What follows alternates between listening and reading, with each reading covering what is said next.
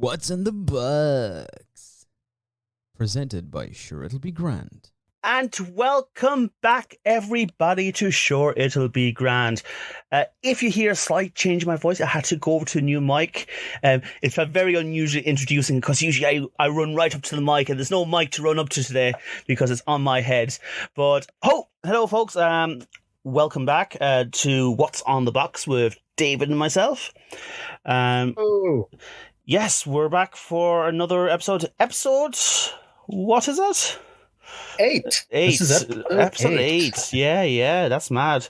We have, 5 episodes left? 4 episodes left? There should be 4 episodes. Yeah, it's going to be 12 episode season, so it should be 4 more episodes left. Hey, interesting stuff. I think we could get right into it, but one thing I want to say about this episode, it's going to sound like a dumb moment for a moment, but it was all about being in a prison.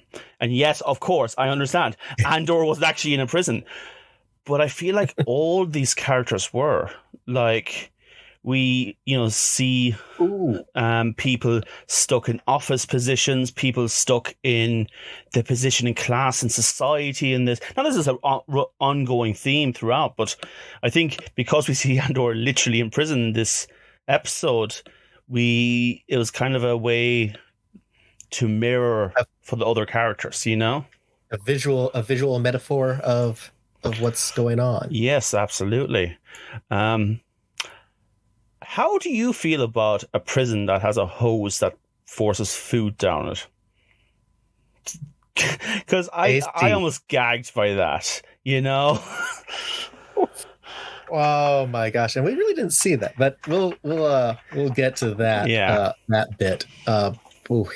But yeah, what you say, that's exactly, this episode really was prison. But there's the visual representation, the physical, I should say, representation of prison. And like you said, we're kind of seeing other characters are in their own prison that they're trying to break out of.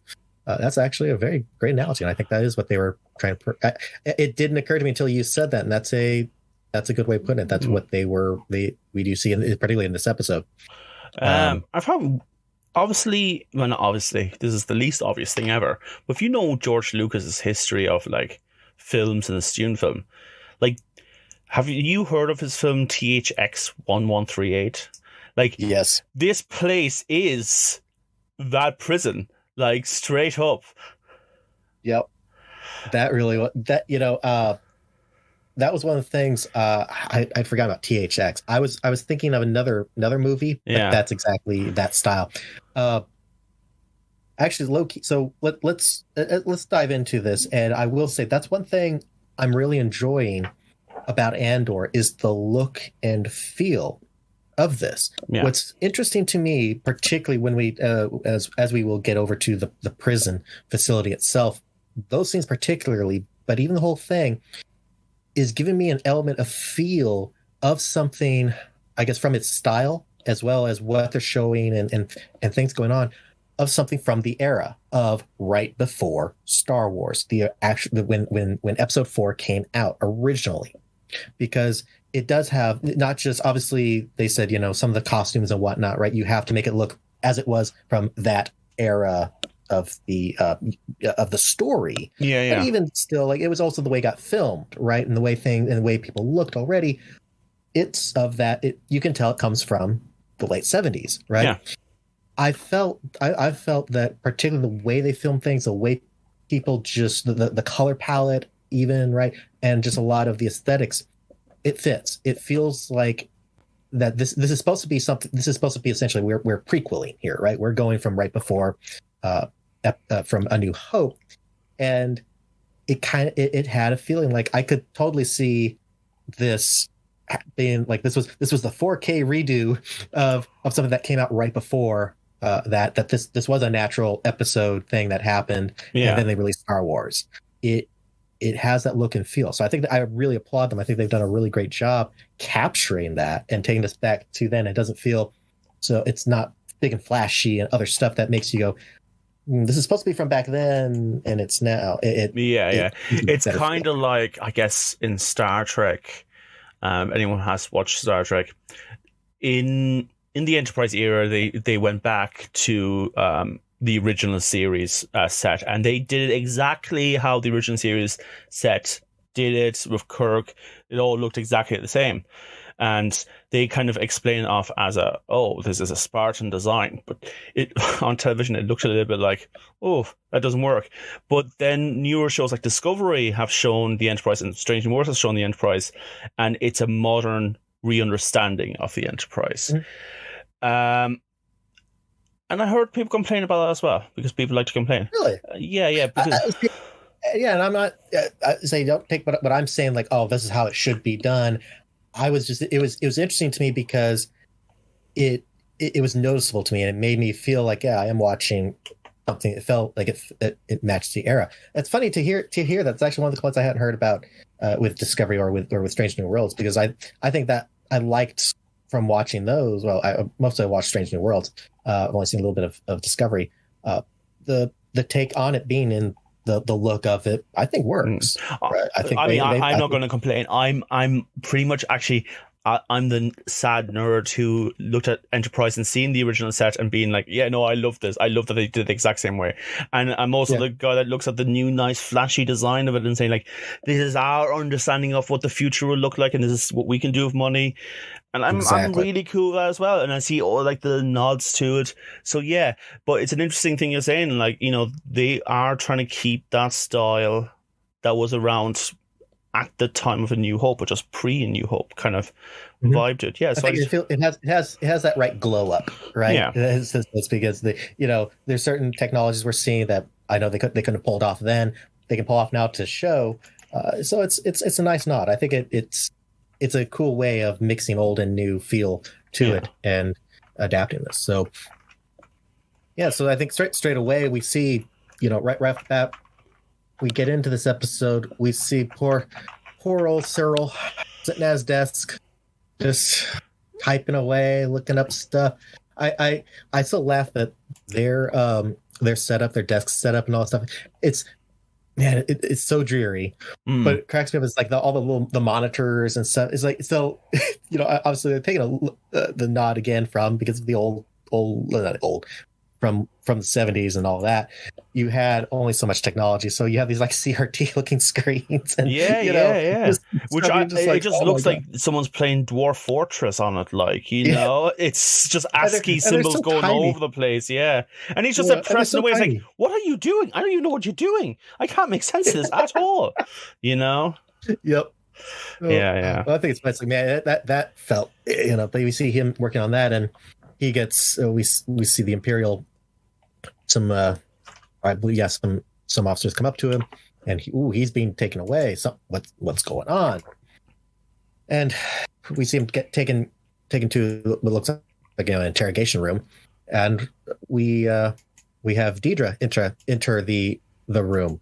She is here to interrogate him regarding the incident back on Ferrix. So following up from what we saw before, where now she is, they've given her charge of Ferrix, as well as this whole investigating the rebel activity. So now she can do what she wanted to do originally, and is that she even points out, because he's like, "What's going on?"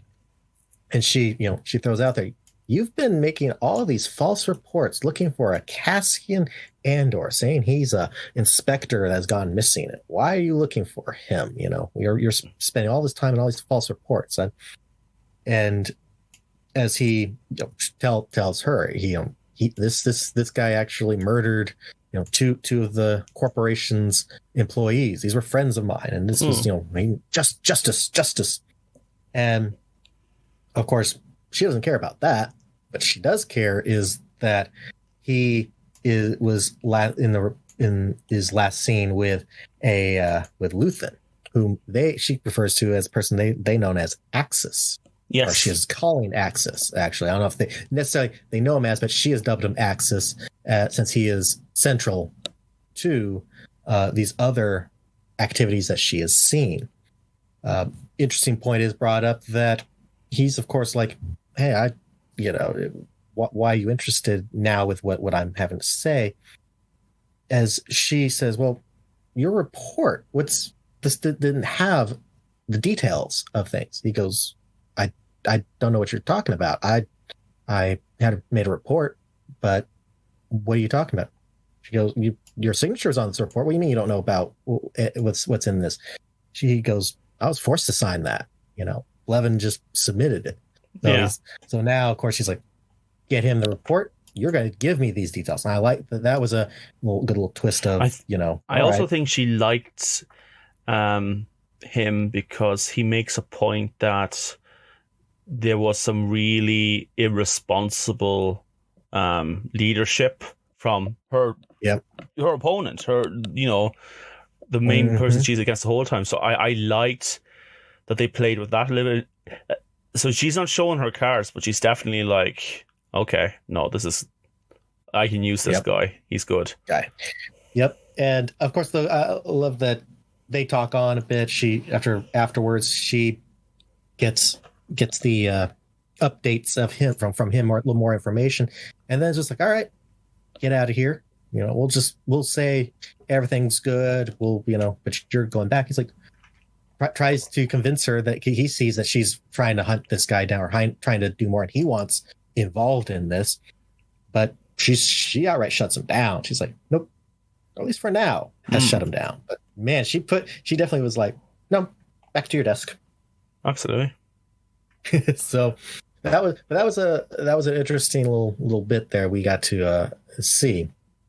So we see that she's working, so we know that that's coming along. She's working closer and closer. She has information now that we do know that they're aware of Luthen in some sense or another.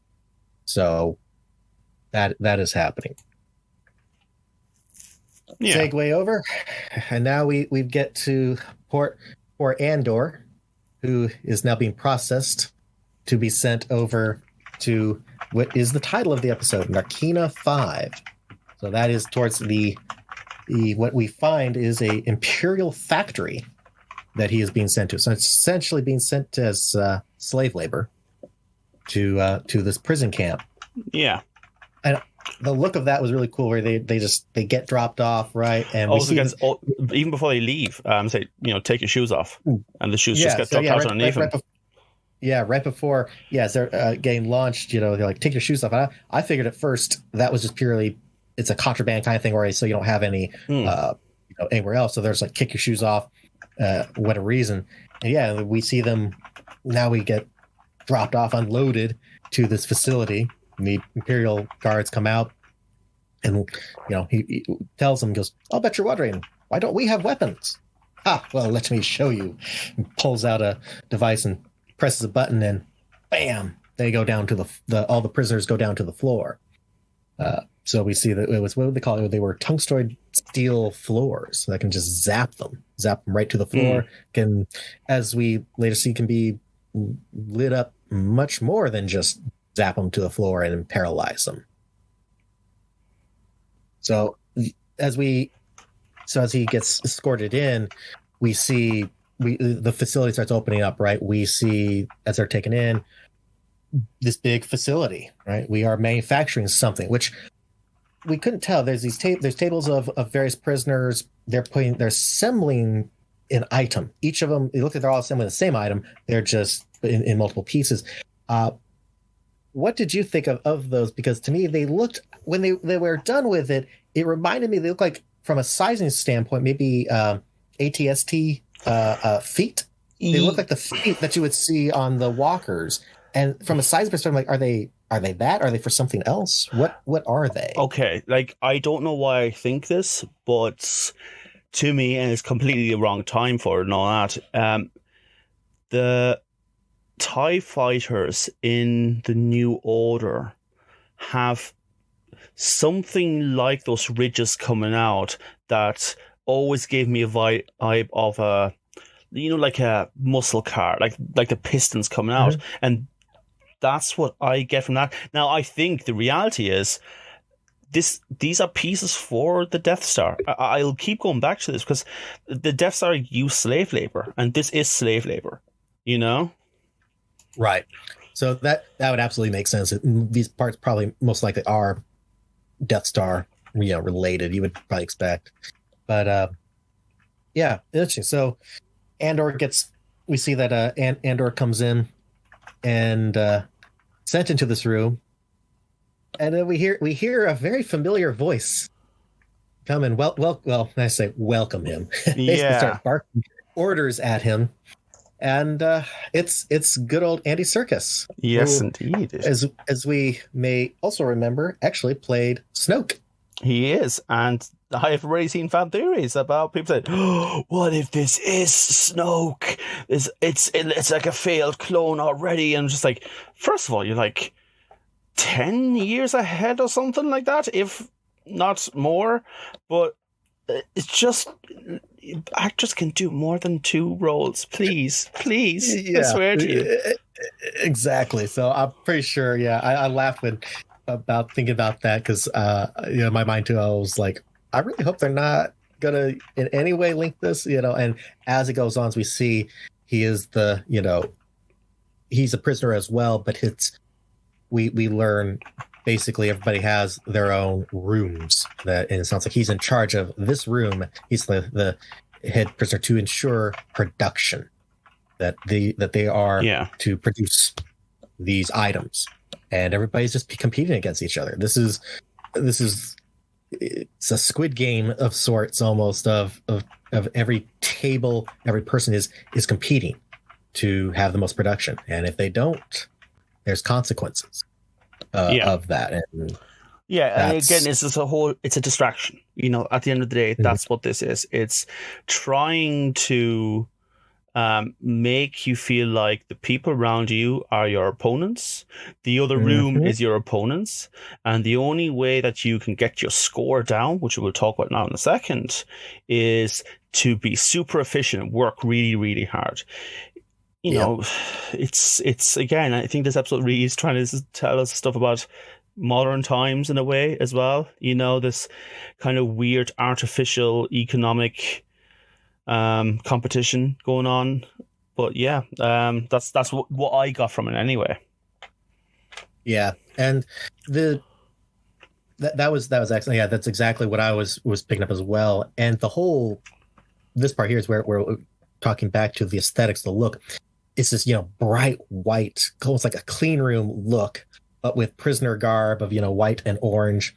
And the look of that what I thought about, what it reminded me of, because especially the bleakness of things, but yet it's having some technology in there. But it reminds me of what you would see in a scene from like a Stanley Kubrick movie of like basically almost like, I was thinking like Clockwork Orange almost, or just something of that era. Again, why I was like, this took me to feeling like this episode feels like something you would have watched from right before Star Wars came out. Yeah. And so that really had that, the look and the feel of it, that gave some feels to it. That's very true. I want to add another thing. One thing I got from the aesthetic of this prison is like, what's beautiful that's happening in Star Wars right now is that they're trying to create a cross-world language, because we've seen prisons like this also, like in Rebels, the same kind of coloring. It's this white with orange, and I know they're kind of trying to imitate, real life prison colors, or orange obviously being one. But even how far this prison is excluded, I mean, definitely Avengers vibes, like the prison in the Avengers, kind of like out in the ocean and all this. Raft. It also kind of reminds me of, if you ever watched Avatar: The Last Airbender, they kept earthbenders on basically a raft in the ocean.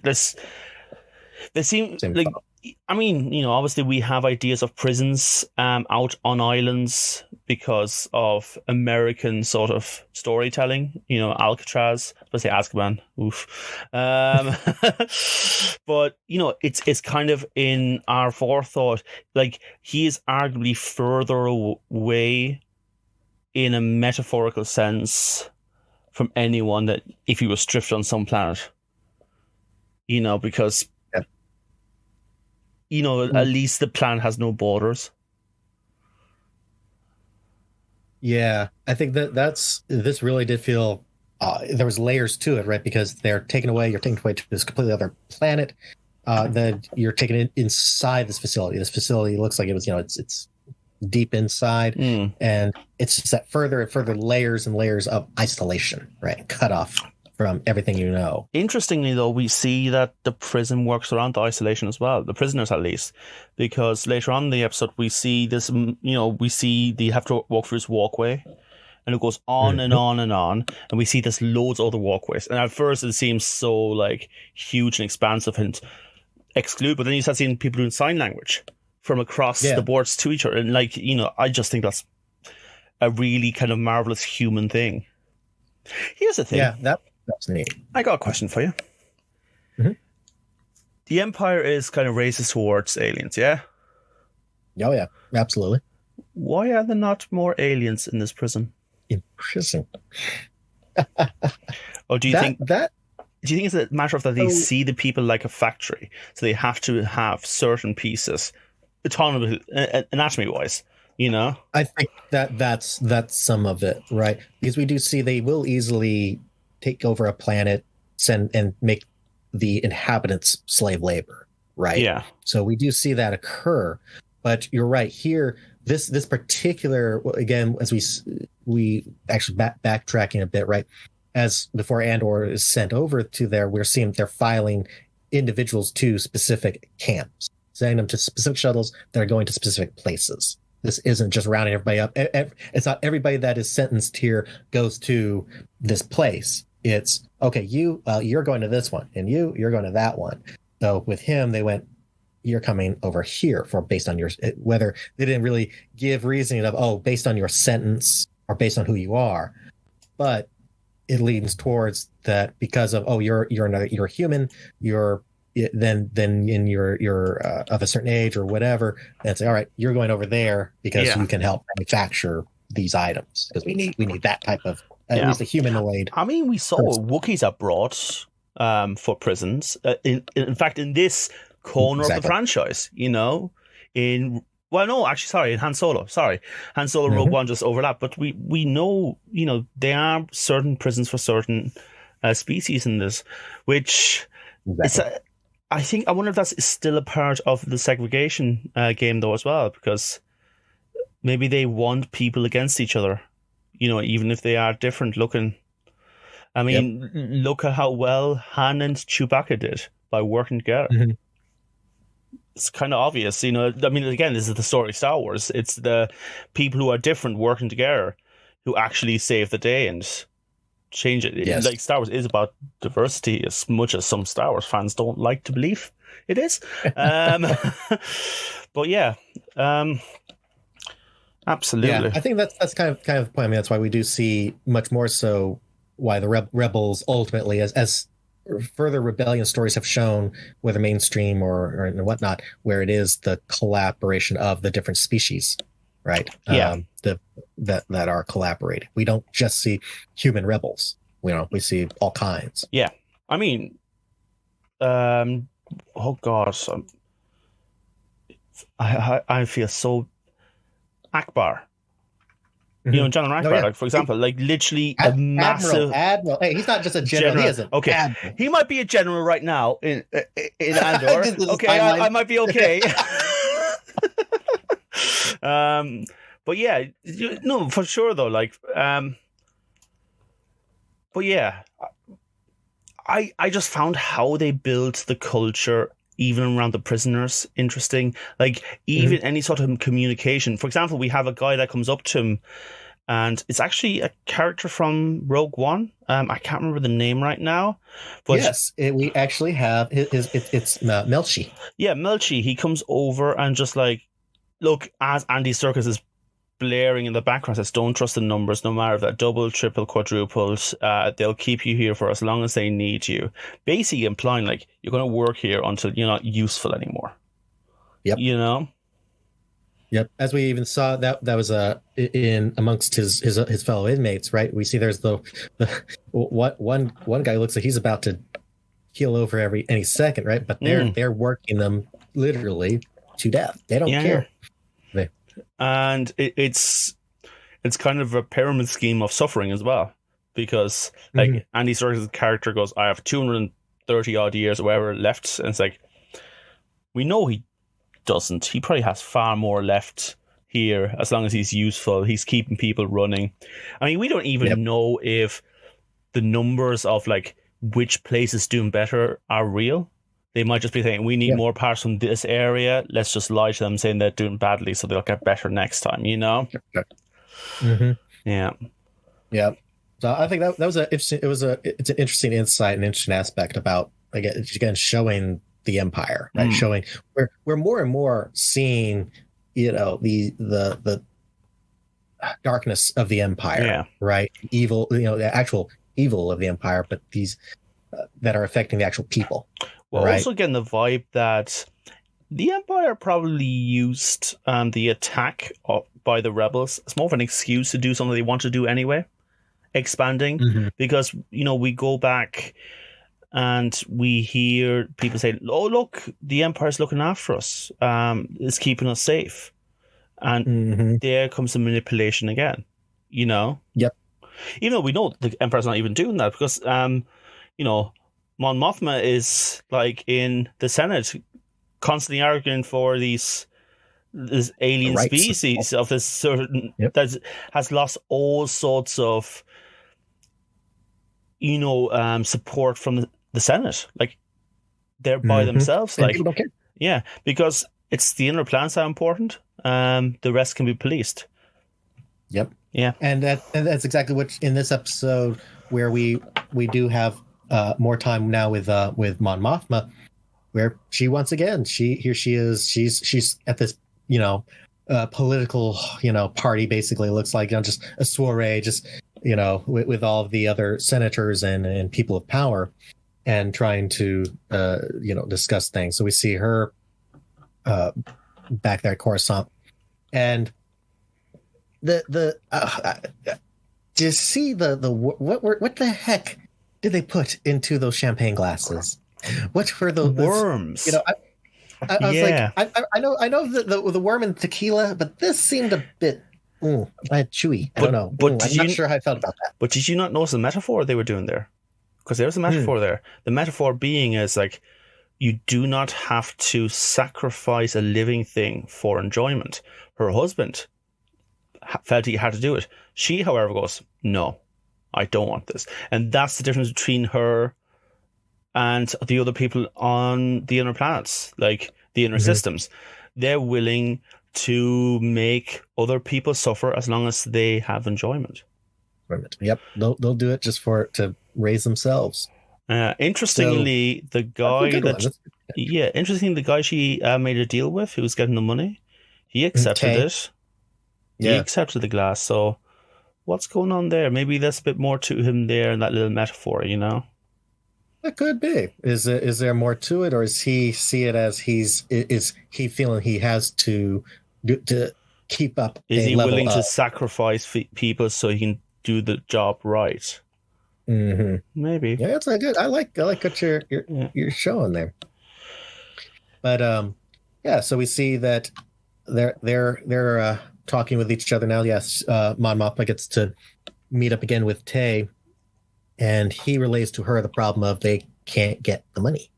There's auditors looking into things, and what she was hoping to be able to get a hold of her family money. There's some issues here going on. So now we're seeing that we still have problems here of financing the rebellion.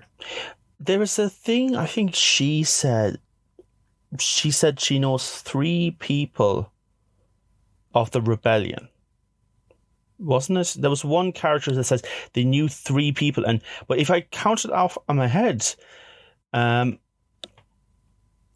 think we're looking at. I wouldn't be surprised if we see Organa showing up. Or I should say, Mr. Organa. That's Mr. Organa. Yeah. Because This it would make sense, right? Because we know he was very actively involved in. I mean, he would have basically ran the rebellion if it wasn't for Mon Mothma. Like he was literally second in line, Right. So, I'm wondering because I don't think I haven't seen. I don't believe he's listed anywhere, right? So that would be kind of a cool. The shows seem to want to try to keep some character secret of some kind of here's the surprise that we kept hidden this whole time. I'd love to see him pop up. That would be a nice touch, but it would absolutely make sense. That because of that. So I'm surprised we haven't seen it, but that might be something they are saving from us. But we do see as the episode goes on, we do see that she continues to try to talk to the other senators and other groups, right? Trying to get people kind of be that whispering in their ear about, what about, don't you think Palpatine has too much power? What of this Pord? What of all of this that's going on? This seems, don't you think this isn't right? Or, or without completely being like, the Emperor is evil and but just those subtle like, this seems like a touch too far. I'm not saying we should remove him. I'm just saying these seem a little sketchy. And as we've already touched on, people, not everybody cares. Some folks don't care. Others are buying into the whole it's peace and security of our galaxy. Democracy. They were part of the thunderous applause as democracy fell. They were, yeah. I think there's also an element of the Empire probably brewing more fear than there actually is as well. That there's stuff on the outside that's coming in, and we're the only thing that keeps these things at bay, when really it's going to vanity projects. The money of security goes into vanity projects. Now even they're getting rid of local. I mean, this is the whole thing. In a way, the Death Star is this weird way of trying to spend as least money as they can possibly, because they want to just have a symbol of fear that if your planet fucks up, we'll blow it up, and that's it. Yeah. Yep. Yeah. This as is stated, right? The others, everybody will fall in line once they see the power of this, and then we can, use resources better. Interesting, we learned here in this episode that that Mon Mothma mentions that they got married at 16. Yeah, I'm sorry, she was a senator at 16, or had been married a year, so married at 15. Obviously, now explains a lot better about why she is with Perrin. Is that so arranged marriage of where she comes from? Sounds and like? It seems her people are very much about culture and sort of a traditional thing. It's clear that she wasn't properly in love in the first place, and there was some drifting going on. It's still. I had a weird thought in this. What do you think are the chances that someone hired her daughter to spy on her? Wouldn't put it past them, because she keeps appearing and doing absolutely nothing. Yeah, completely pointless to the plot, to her feelings, everything. She's just there going, ugh, can I go now? I know it's a teenager, but they've done it twice now. Yeah, they've made it very clear about that, and it makes you curious. Yeah, is she planted there to spy on her mama? We know Perrin obviously is very much. Yeah, he seems obviously very much involved with the Empire, right? Or at least in love with the Empire. Well, at least he's comfortable enough with the Empire that he doesn't want to do anything about it. Right? Meaning that he's enjoyed all the, as we see in the one scene there, right? They're looking over the view and like, oh yes, look upon this wonderful view we have. All this luxury we have, and this feeling of power. We see obviously Perrin is big on that, right? He enjoys it. So, but I think there's good. Yeah, no, I was going to actually just move on, but so go on, say what you were saying. But no, so there's obviously that holding him there. So we know there's a good chance that he himself either has been told that the Empire is already kind of spying on Mon through him, or that he already, at the very least, we very obviously see he's already keeping an eye on her, much like she's already referenced that they are keeping an eye on her. But how much is he truly aware of? How much spying is he doing? Is he recruited their daughter or is using their daughter as a little spy as well to find out more. We know that he also, I think there's a little bit of fakeness around him as well, because he claims to have some sort of academic credit to him, and Mothma very quickly just drags him down, goes, actually, not really. So I like that. Ted Cruz Mothma is an interesting character. Ted Cruz Mothma. He looks like Ted Cruz. He acts like Ted Cruz. I'm sorry if I offended any Ted Cruz supporters. Go fuck yourselves. Well, you saw him at the game. I forgot what game it was. He was somewhere, and they were like, "Oh, and there's Ted Cruz," and it was. I think it was at the Yankees game, because that's what it was. It was New York. Yeah, New Yorkers. Everybody's giving them finger. Yeah, just fuck you, like, Ted Cruz. You're a murderer, and all this kind of stuff. Like, fair play, New York. Anyway, but I think we should go to the plot now. Of course, this was a lot about Andor, but I think we should go to the part that is the most interesting, which is with our buddy Luthen. And yes, so we found out the secretary's name. I think it's the first time we've heard it in the show itself. Or did I maybe miss it? Explicitly stated. If you look at the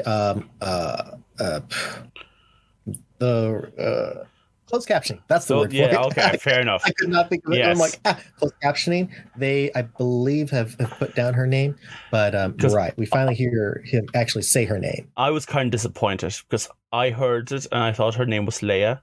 And I before people said, "Oh, Daniel thinks it's Leia." It's not that. I just thought someone else in the universe called Leia.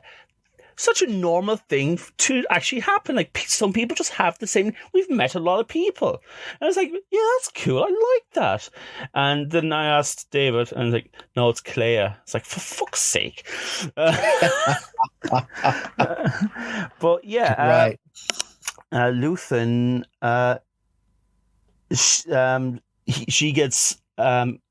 Luthen gets a call. Well, a signal sent out to her because Andor's home is not doing too well. His mother is very sick. She's refusing to join Star Wars retirement home, the Sisters of something.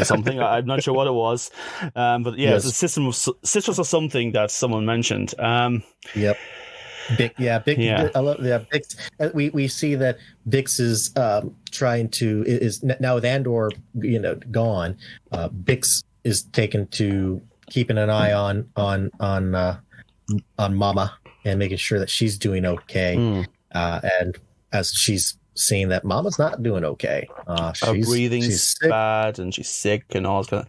Yeah, I feel like and as well as she's overextending herself because she's all fired up on rebellion. So she is trying to go do things. She's a rebel. She's a rebel. Yeah, and they say she's making a nuisance of herself to the Empire because that's how far she can go with rebellion in her position she is. But yeah, no, I found that really it's nice that someone's looking after her, but I definitely think it was just more of a way to show how shit Luthen is. Because Luthen is just like, turn it off. We're not taking calls from that place anymore. Well, I mean, that was more of was it? Because it was Clea suggesting she goes. Yeah. Once again, right? We see Clea being the one. She was the one listening and heard the message. He sees, and you could see, he's thinking about this, but she's one saying, "Tell me to turn this off. You need to tell me to turn this off because you need to turn this off. You don't need. You're endangering yourself because you're exposing, to all of this. We need to shut off these radio communications. We need to not be talking to these people anymore. The connection." And he even admits starts talking and realizing, man, I slipped up by getting Cassian, by getting Andor, and involving all these people. Because I've let the way he involved them, rather not by involving them, but by himself doing this, he's now exposed and made the danger. So she's the one trying to be like that. I will say, almost like she's trying to act like reason, a sense of proper reason, being like, no, you put yourself in danger enough with these people. We need to cut this communication off. and he finally goes, cut it off, right? Yeah. So Also, the way he talks about Andor is adding that little interesting, bit- isn't it? Do you find Say do you find it interesting how he's talking about Andor in general? He says, it's Andor. You Mhm. know, like there seems to be. He didn't seem to talk about him like a man who he sent a death assassin after, you know? Exactly, and that's where, remember in our previous episode, why I said we saw that Clea was the one who told Vel, "You gotta go find him. You gotta go kill him." Yeah. And it makes, and again here, what are we seeing? She's like, "You've got to cut things off. You've got to do that," because he had that bit of like as if he would have just answered that radio call from Biz, Bix rather, Biz from Bix, because her radio call is out there is saying, "I'm looking for Cassian." She doesn't know because nobody knows that he's in prison. They just know that he's gone. Which is odd because they take like a image picture of him and all that. I know that he gave a false name, but like for But we don't real, have facial recognition. Yeah, there's no cross matching going on here. Yeah, because technology didn't catch up on that aspect. Yeah, we got all this other technology and hyperspace and all that stuff. But facial recognition and we cross even have AI, but apparently not this kind of AI. Yeah, wait a minute. We've got droids. We've got AI. I feel like C-3PO has image recognition or facial recognition. Otherwise, he'd be really confused all the time. You know. We'll gloss over that slight loophole here, plot hole rather, of Star Wars lacks. Is that the title for this?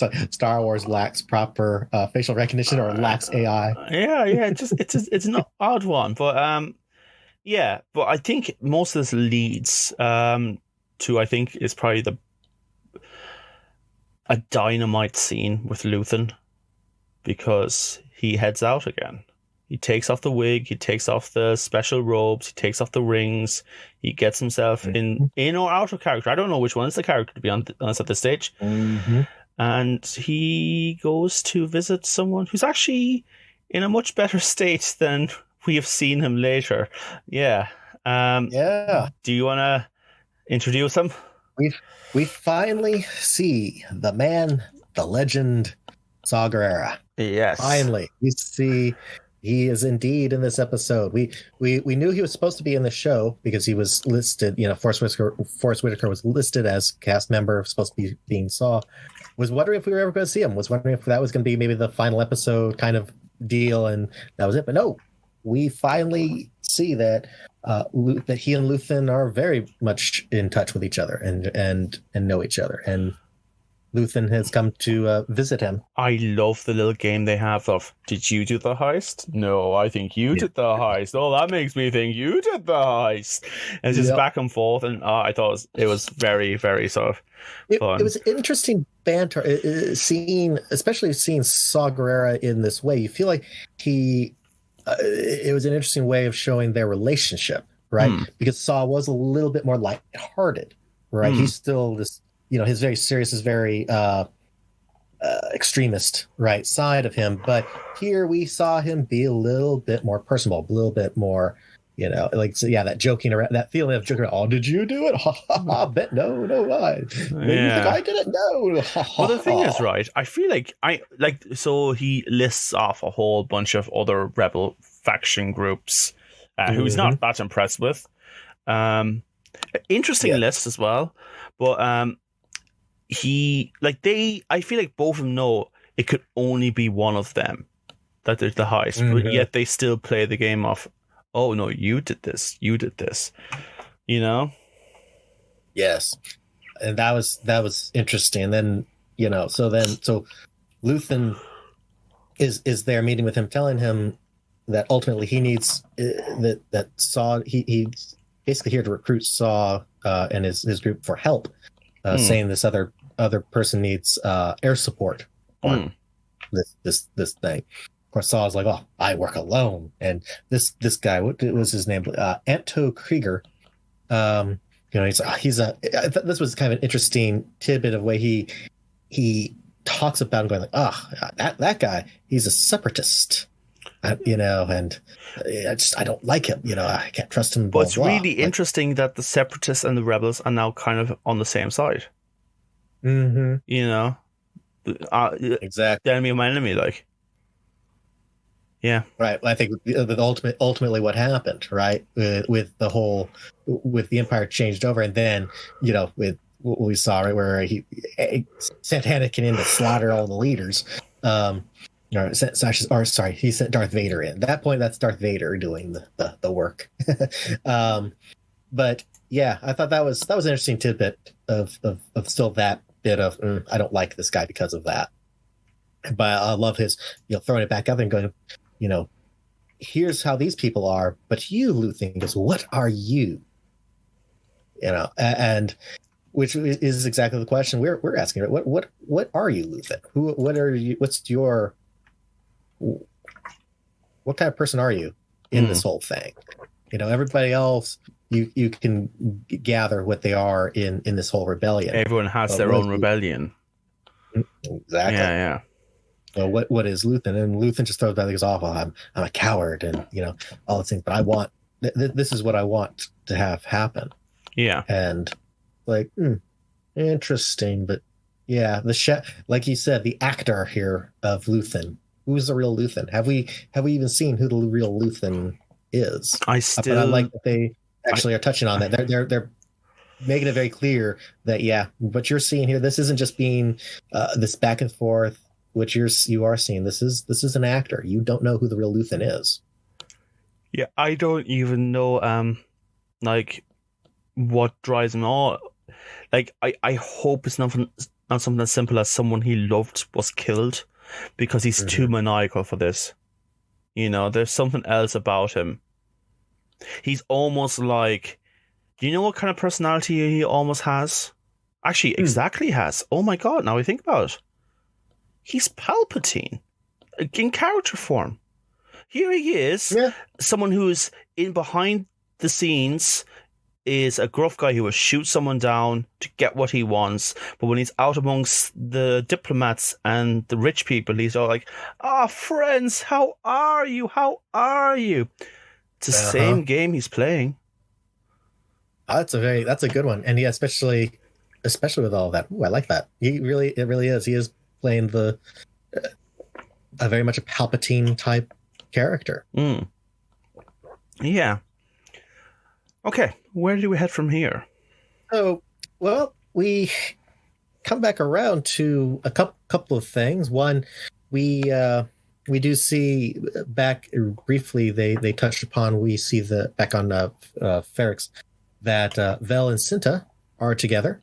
They so obviously Cinta made it off the planet. They're back together, but they are there. Why are they back on Ferrix? Well, as we heard in the previous episode, Vel was told to hunt down Cassian to kill him. So they're spying. They're spying on where Mama is. Yeah, but they don't. So obviously they haven't heard either. That they have no idea. Nobody knows. Cassian was obviously able to disappear well enough that nobody knows where he is. So we just briefly touch on that and see that interesting comment made and getting a little bit more, I guess, backstory. And this opens up some interesting tidbits where they discuss splitting up so as not to draw attention, because obviously, with the whole incident that has occurred, Vel asks Cinta, well, what would you say? And, she's like, oh, I could just be the rich girl who is running away from her family. And Vel makes she's like, oh, that's cold. And Cinta says, Vel, I'm a mirror. I'm your mirror. So interesting is that's pointing at that Vel's history, that she's running away. That's her rebellion relates to, she comes from a rich family, but obviously sounds like maybe they were involved. They're involved in Empire activities. She could no longer approve of. Is that going to be of any import? Right? Are we getting a hint at whose daughter could she be? And that might will that link back to anything? Yeah, that's very true. Either is that a throwaway, or are we going to see her? And she doesn't. I can't think of any good options as yet. We haven't really revealed much. Why is this show introducing more in-depth characters out in a limited medium than like the entire modern trilogy of Star Wars? Like, how is this show doing this? You know, it's very it's nice little subtle nuances, right? Yeah, this is what happens. You take the time. I think that's what's really cool about this era, right? In general, not just in era. I'm saying era of Star Wars, but era of TV and film, right? Our ability to have shows streaming like this, right, and however they want, and can create however many episodes they need, and can be given the chance to tell stories and develop characters in various ways, and not be limited as much to we have 2 hours, we have an hour and a half or 2 hours in this film that we have to keep a constant attention for folks. Yeah, we can break up, we can think through, and we can work through this. And I think so far this is why I'm really enjoying, or one of the reasons why I'm really enjoying this show is I feel like they're taking advantage of that properly, right? Let's take advantage of it. We've got all these episodes, and what are some things we can explore? What are some things we can do? We can have interesting characters. So I also just want to say I love the continuation of the rebels in this. That they are just all over the place. Like the fact that we see where the rebels end up in A New Hope is a miracle, because no one's playing ball. Because these aren't people who are just like, oh, the Empire's bad, so we must come together. No, these are people who've been wronged in different ways, who had different ideals that eventually do come together. Yep. You know? And I think that's been that's what's made it interesting, right? Is how the heck did they pull this off? Right? Because you should have a lot more clashes as well. You know, it's hard to get people together. But so there was that was an interesting little tidbit. So we'll see what's going to happen there with them. And meanwhile, swinging back around, they come back to Andor. We see that what they say, it's 30 shifts later. And we about a month, I think it's fair to say. I think so that'll be about a month. So here he is. We have a group shower scene, which, boy, that was again interesting visualization, and not for the obvious, but it touched upon the way they showed the group shower, which is like, okay, that's not not unfamiliar for a prison kind of setup, but was that not reminiscent of the way that looked and the way it was and the way they kind of spritz them down, very much of Nazi, right? And how they treated them. Absolutely, and that was obvious a nod to that style, not a standard prison group shower. It's like this was really so. They're laying on thick. I also want to talk about like the bare feet thing. So we get to a scene where the floor is electrified or something along the lines of that at nighttime, right? And don't sleepwalk. But we know people now in this who commit suicide, I assume. Yes. Where they just walk in outside during the night and kill themselves, and people don't care. People are very much like, oh, now I'm going to smell them all night, and all this because it's really dark. But I also want to say, it's kind of a statement of power as well, because if you look at the guards, they have big chunky boots, they have big massive. And of course, it's for the electricity, but in reality, it's meant to show like, if you have no shoes, you're poor, you're destitute, you have nothing. Whereas the guards have these, over the top shoes. They have all the power, all the control. They got their Air Jordan shoes. Big time. And the thing is, like, we only see the guards at the beginning because it's very much like they throw people in there, close the door, and then nothing. Yeah, that was and that's what they even say, right? So emphasizes again, how do you properly control a population, no matter what, right? Make them not try to band together and make them compete against each other, which we were seeing, right? We're seeing them competing against each other, make them not care about each other, make them fear that the other one, that they are going to steal something from them or take away things or will cause some kind of problems, as we saw, right? In this case, the prison cells where are on the same electric ground, or similar electric grounds we saw at the beginning.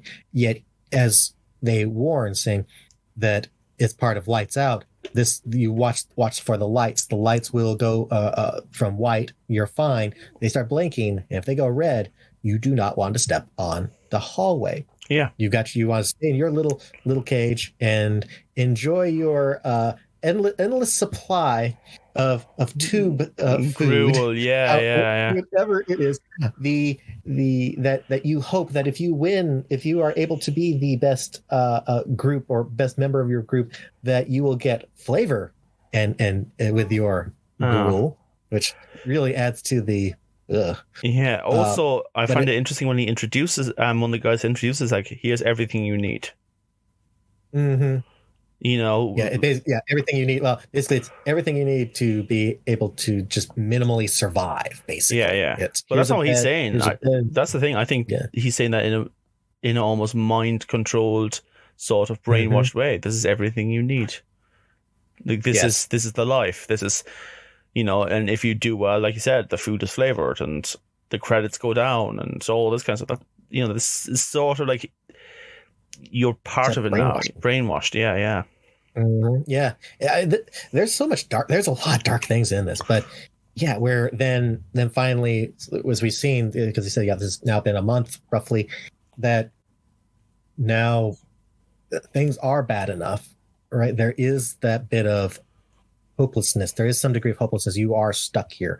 Yeah. That there is prisoner suicide, right? You had to actually hear that somebody just went, as Cassian's there laying, all of a sudden thing down, and then hearing that the zap in the floor, and somebody's dead. Like I said, everybody just looks around and they're like, oh, great. It's because it's early in the night.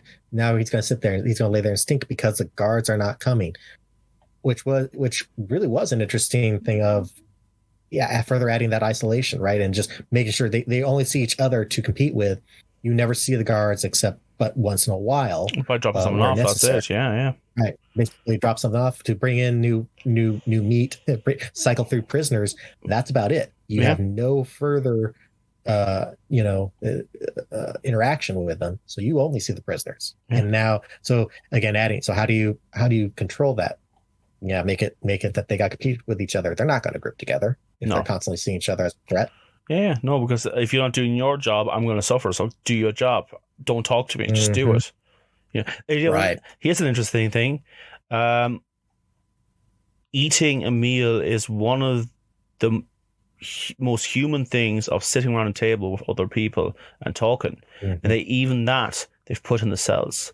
They're not sitting around having a conversation, because that's usually the idea of prison movies. We see most of like the plot sitting around a table, introducing each other. You don't even get that. They don't even get to talk to each other for too long before the guy comes down and says, shut the hell up. There's nothing. Right. That was actually, that's a really good point, because remember right at the start, Andy Serkis's character takes him over. I had his name pulled up, but anyways, when he takes him over, says, all right, you're assigned to table 5. You go over here, and Cassian goes over there, and the guys even say, they're like, oh, I'm Melchi, I'm this and that. He's so and so, and he's so and so. Each gives their names, and he just says, oh, I'm what does he say? Grief? What's his name again? Is it Grief? Whatever he calls himself, right? And interesting when later as they're going along, and the one of them makes some kind of comment about Cassian, and the other prisoner says his name is Creef, and he's like, what? He's like, he goes, Creef did, and the other guy's like, what? He's like, that's his name. His name is Creef, and it's like, I think that was adding to they're meant to not care, but he at least was recognized there. This is an individual. This is a person. And no, don't fall into this whole we're being put against each other. This is somebody you still care. Try to have some humanity left. But that was an interesting touch. I liked that was showing about the team, the group, and the mentality being put by the Empire. Yeah, no, absolutely. And yeah, I suppose we see Andor at the end. He just starts taking part of putting this machine or whatever they're making together, and it ends there. Yep.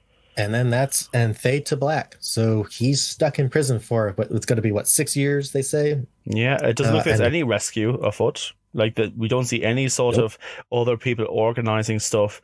Like the closest thing we have is Luthen being contacted to like ask for help for Andor's mother, but outside of that, no, he may as well not exist anymore. So that's so is he going to get any outside help? Is he going to have to break out? As we saw at one point when he's first being processed, they seem to make a pretty big deal about the whole, there's supposed to be a certain amount of guards there to do the processing, and the one guy's like, nah, they're caught up in this one thing, so it's just me. I had to be sent up from the other sector, and they're like, it's not the process, but whatever, we got to get this guy through. Seem to make a big point of that. So is there a chance that Cassian can escape on his own by utilizing something about guards? If you don't have gain around a certain amount of guards, things open up, now you can get through, or you can trick them with or is that what somebody, when they come to rescue him, is that how they're going to try to get in? Is they can knock out certain amount, replace with a few others, and just be like, oh yeah, we're down a guy because he's over here and blah blah, and we got to get the processing going, come on, let's go. Maybe. I'm thinking, what if Cyril is going to get him out?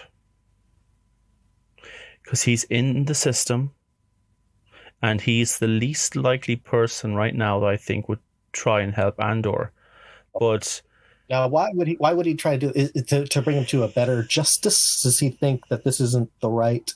I mean, murder. Obviously, he would think he needs to go to the sentence of death, or to be whatever their.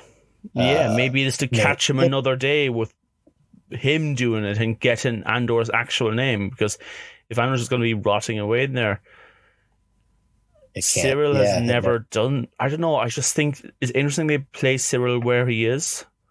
I think it's interesting that Cyril and Andor didn't actually have much face-to-face confrontation at all. Not really. They talked a little bit. That's what it is. Over the walkie-talkie. Well, no, he points the gun at his head. Oh, that's right. It. Yeah. Exactly. They literally have, but that's the only bit of interaction they get, and then that's it. Yeah. So what's their fit with each other here? What's the story? Like, if he hunts him down and finds him, then it's kind of like that whole thing about a joke is like a frog. Once you take it apart, it's dead. Mm-hmm. And I feel like once Cyril gets what he wants, he realizes, oh, this isn't what... I don't know, because we haven't seen anything benevolent about him, to be fair. He does seem to just be a bit of a prick with a small ego, but I don't know. They're planting him there. He's made it a big point, right? He wants, as he talked to Deidre and said, he wants to be back. He feels he was wronged. A, he feels he was wrong, and B, he's obsessed with bringing this guy to justice. He's like, the order of things is not right, and I deserve to be, in a different position. I deserve to be seeing these things through. And he seems to like the Empire as well. He's very much about the Empire. Obviously, he does. Yeah, he doesn't care about he doesn't care about anything else. He sees that as, it's like, he's obsessed.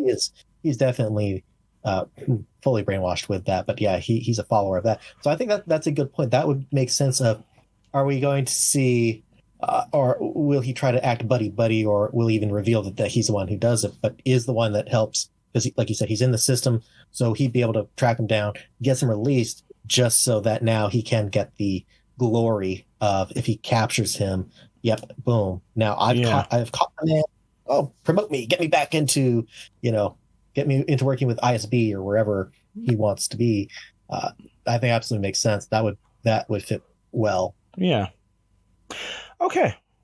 I think we can leave it at that for this week, unless you have anything else to say. No, I think that that's all there is. Interesting episode and very much bleak. The bleakness Yeah.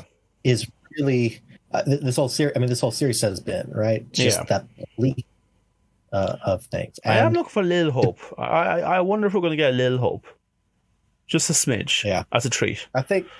I do think we're about heading that way. We do need something. Let's see. Well, this was episode 8, so next week should be episode 9. So if we're following the kind of the rule of threes here of third episode, every 3 episodes, something big happens, something exciting, or some hope. We'll see. Hopefully tomorrow, rather next week is we bust them out of jail and we're on our way to the next sector of things. Yeah, absolutely. All right. Okay. We'll leave it there for now, folks. I hope you enjoyed our little episode on Andor. Let us know what you thought of the episode, what you thought of our views. Tell us if we missed anything. And have a good one, folks. Bye-bye. Bye.